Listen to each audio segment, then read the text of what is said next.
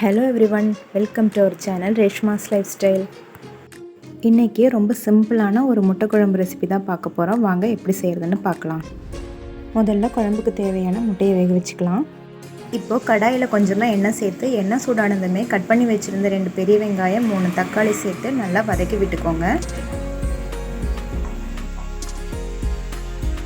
தக்காளி வெங்காயம் ஓரளவுக்கு வதங்கினதுமே துருவி வச்சுருந்த 1 கப் தேங்காய் சேர்த்து அதையும் நல்லா வதக்கிக்கோங்க. அதோட கொஞ்சம் கருவேப்பிலை, 1/4 டீஸ்பூன் பெருஞ்சீரகம் சேர்த்து எல்லாத்தையும் ஒரு பெரட்டிட்டு ஃப்ளேம் ஆஃப் பண்ணி தனியாக எடுத்து வச்சுக்கோங்க.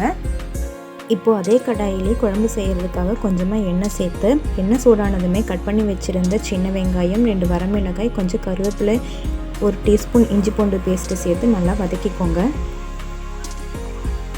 அதோட 1/4 டீஸ்பூன் மஞ்சத்தூள், 1 டீஸ்பூன் மிளகாய்த்தூள், 1 டீஸ்பூன் மல்லித்தூள், 1 டீஸ்பூன் கறி மசாலா தூள், 1 டீஸ்பூன் சிக்கன் மசாலா தூள் எல்லாத்தையும் போட்டு ஒரு பெரட்டிக்கோங்க.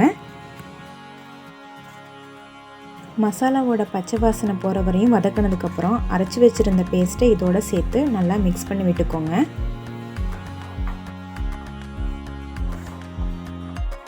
குழம்புக்கு தேவையான தண்ணி ஊற்றி தேவையான அளவு உப்பு சேர்த்து மீடியம் ஃப்ளேமில் வச்சு ஒரு 10 நிமிஷத்துக்கு குழம்பை கொதிக்க வச்சு எடுத்துக்கோங்க.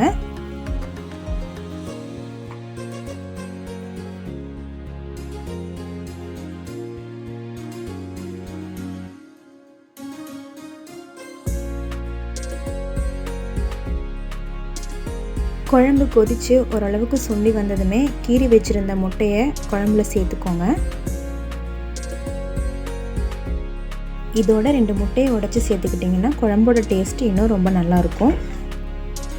இப்போ மீடியம் ஃப்ளேமில் வச்சு 10 நிமிஷம் கழித்து ஆஃப் பண்ணிவிடுங்க. நம்மளோட டேஸ்டியான ரொம்ப ஈஸியான முட்டை குழம்பு ரெடி.